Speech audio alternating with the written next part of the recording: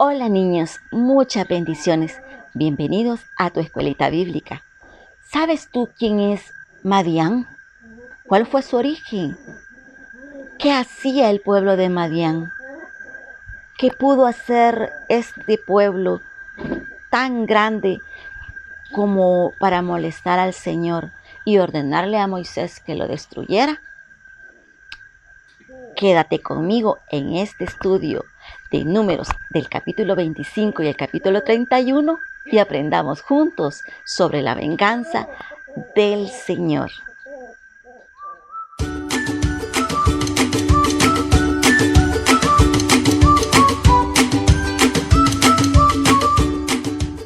Todo inició allá en el Génesis, pues la palabra nos enseña que Abraham, cuando su esposa Sara murió, tomó por esposa a una concubina llamada Sétura. Esta concubina le dio varios hijos, entre ellos Madián. Ese mismo capítulo nos enseña de que Abraham no dio herencia a sus hijos. Al contrario, dio dones y los mandó a vivir lejos de Isaac para que ellos no pudieran heredar juntamente con Isaac. La palabra del Señor habla muy poco del pueblo madianita. Y quizás sea por este acontecimiento de Abraham que este pueblo tenía asperezas con el pueblo de Israel. Más adelante la palabra vuelve a mencionarlos cuando José es vendido por sus hermanos, pues aquellas personas que lo vendieron eran también madianitas. Años más tarde los vuelve a mencionar cuando Moisés huye de Egipto porque había matado a un egipcio y tenía temor de su vida. Se fue para el desierto y allá encontró a un sacerdote madianita llamado Jetro, que tiempo después se convirtió en su suegro, pues una de sus hijas llegó a ser la esposa de Moisés. El vínculo de Jetro con Moisés fue de mucha bendición para el pueblo de Israel, porque Jetro, cuando visitaba a Moisés, daba buenos consejos. Jetro respetaba el liderazgo de Moisés y el respaldo que Dios había depositado en él. Él fue quien le sugirió que para que no estuviera tan agobiado por los constantes problemas y quejas del pueblo de Israel, tomara a un grupo de ancianos y los nombrara jueces para que pudiera juzgar con ellos el pueblo de Israel y la carga se hiciera un poquito más liviana. El capítulo 25 nos enseña que el pueblo de Israel, rumbo a la tierra prometida, posó durante un tiempo en el desierto de Sitín. Fue allí donde las mujeres madianitas seducieron a los hombres israelitas a que fornicaran con ellas. Pero no solo fornicaron, sino que los manipularon para que ellos ofrecieran sacrificio a dioses ajenos, a dioses que no eran verdaderos. Esto molestó mucho a Dios. Dios le ordenó a Moisés que reuniera todos aquellos hombres israelitas que se habían contaminado con esas mujeres, que habían fornicado y que se habían ido detrás de sus dioses, y que los ahorcara delante de él y delante del pueblo enfrente del tabernáculo. Entonces Moisés llamó a todos los jueces y les dijo: reúnan ustedes todos los hombres de sus tribus que se han contaminado y tráigalos para acá. Mientras esto estaba sucediendo y el pueblo estaba llorando, un jefe de la tribu de Simeón trajo a una mujer madianita y se la llevó a la tienda de sus hermanos. Esto fue visto por el nieto de Finés, Aarón, hijo del sacerdote Eleazar, que este era hijo de Aarón. Vio esto y se molestó mucho. Entonces tomó una lanza y se fue directamente a la tienda donde estaba aquel israelita con esa mujer y los atravesó con la lanza por el vientre. Esto hizo que el Señor detuviera su ira, pues lo vio con agrado, pues Finés estaba celoso de todo lo malo que el pueblo estaba haciendo en contra de nuestro Dios. Ese día murieron 24,000 israelitas. La actitud de Finés agradó mucho al Señor. Hizo pacto con él, un pacto de paz con él y con toda su descendencia, por haber tenido celos de su Dios. Quiere decir, porque le dolió el daño que el pueblo le estaba haciendo al Señor. Tiempo más tarde, el Señor mandó a Moisés que tuviera venganza en contra de los madianitas por haber influido a que su pueblo pecara en contra de él, por haberlos influenciado y por aquella masacre que hubo por la culpa de ellos. Entonces Moisés, siempre obediente con el Señor, dio la orden. Entonces Moisés ordenó a su pueblo: levántense y vayan en contra de los madianitas. Van a tomar 1,000 hombres de cada tribu, o sea, 12,000 en total, y se van a ir en contra de ellos y los van a destruir. Quienes lideraron esta batalla fue Moisés y Finés, quien llevaba un vaso sagrado y en la otra mano llevaba una trompeta para ser tocada en la batalla. Los israelitas, niños, fueron a la guerra y ¿saben qué pasó? Ganaron, destruyeron a todos los hombres, incluyendo a 5 reyes de ese pueblo. Y entre ellos, ¿saben a quién más mataron? A Balaán.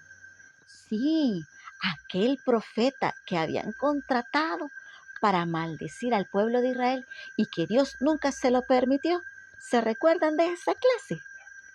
Pues resulta que después de aquel acontecimiento, Balaán les metió la idea a todos los madianitas que podían manipular a los hombres israelitas para que pecaran en contra de Dios. Y le hicieron caso, pues ese día él también murió. El pueblo de Israel regresó con todo el botín. Iban animales, iban muchas cosas valiosas. Todas las riquezas las llevaban para el pueblo de Israel. Pero al regresar, Moisés se molestó con ellos, porque los soldados no querían matar a las mujeres. No estaban de acuerdo con eso. Pero Moisés les recordó que era necesario hacerle caso al Señor y también les hizo conciencia que por esas mujeres ellos habían pecado y porque por ese pecado habían muerto 24,000 hace poco. Entonces les dijo Moisés: todas las mujeres adultas mátenlas, solamente dejen a las mujeres vírgenes. También Eleazar, el sacerdote, les dijo a los soldados que habían ido a la batalla que no entraran al campamento, que se quedaran fuera del campamento 7 días, el tiempo que decía la ley para purificarse. Todo el botín que habían traído también tenía que ser purificado, los metales pasados por fuego para purificarse. Cuando pasaron este tiempo, estos 7 días, los soldados pudieron entrar al campamento. Y el Señor dio la orden de que aquellas cosas, aquel botín que se había traído de la guerra, fuera dividido entre el tabernáculo y todos los soldados que habían ido a la batalla. Habían muerto y la influencia negativa que ellos ejercían sobre el pueblo de Israel también había muerto. Pero, ¿saben? No fuera el fin de esos madianitas. Años muy tarde, muy tarde, muy tarde, volvieron a resurgir y volvieron a atacar al pueblo de Israel. Pero el Señor levantó a un hombre para que los destruyera. Pero esa es otra clase. Si tú quieres saber qué es lo que pasó en esta ocasión con el pueblo de Madián, te invito a que vayas a mi canal. Te voy a dejar el enlace aquí abajo para que puedas ver la clase de Gedeón, donde el Señor lo utiliza para liberar al pueblo de Israel nuevamente del gobierno de los madianitas. Niños, ¿qué les pareció esta historia? Bastante interesante, ¿verdad? Mucha información que tal vez no conocíamos, pero todo lo que está escrito en la palabra del Señor nos enseña algo. Los errores del pasado nos invitan a nosotros a hacer reflexión y no cometerlos ni en el presente ni en el futuro. Por ejemplo, la primera enseñanza que nos deja esta clase es que Dios no tolera la rebeldía ni tampoco la idolatría. Otra lección que nos enseña es que nosotros debemos de cuidarnos de esas malas influencias. Debemos apartarnos porque somos hijos de Dios, somos parte del pueblo del Señor y debemos de cuidar nuestra identidad.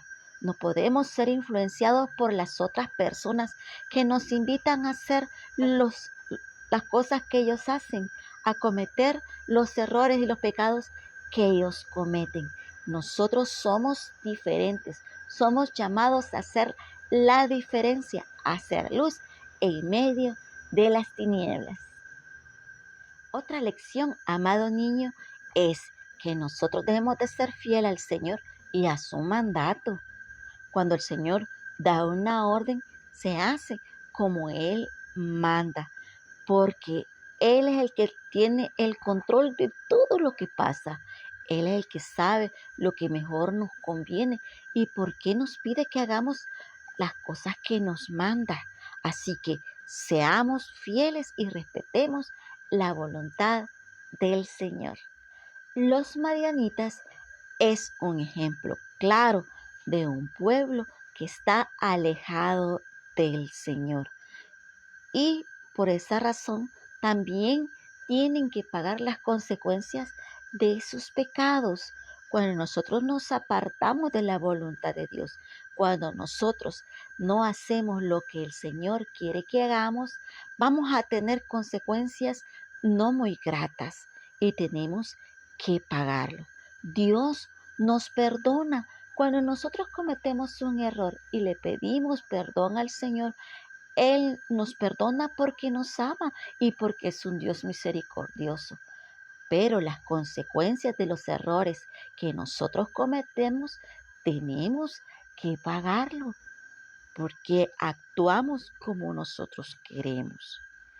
Dios nos da la libertad de elegir si obedecer o no obedecer. Y las dos opciones traen también sus consecuencias. Si obedecemos, nos bendice. Si no obedecemos, pues tenemos castigo o consecuencia de nuestros actos. Porque en realidad Dios no nos castiga, nosotros solo nos castigamos. Niños, estoy muy contenta con este estudio del libro de números. He aprendido muchas cosas que a pesar de mi edad las ignoraba, pero ha sido un gusto poder aprender junto con ustedes y compartir un poco de lo que estamos aprendiendo. Así que yo te invito a que compartas este video con más niños para que crezcamos en conocimiento de la palabra y en nuestra fe hacia el Señor y nuestro Salvador Jesucristo. Así que te espero en nuestra próxima clase. Bendiciones.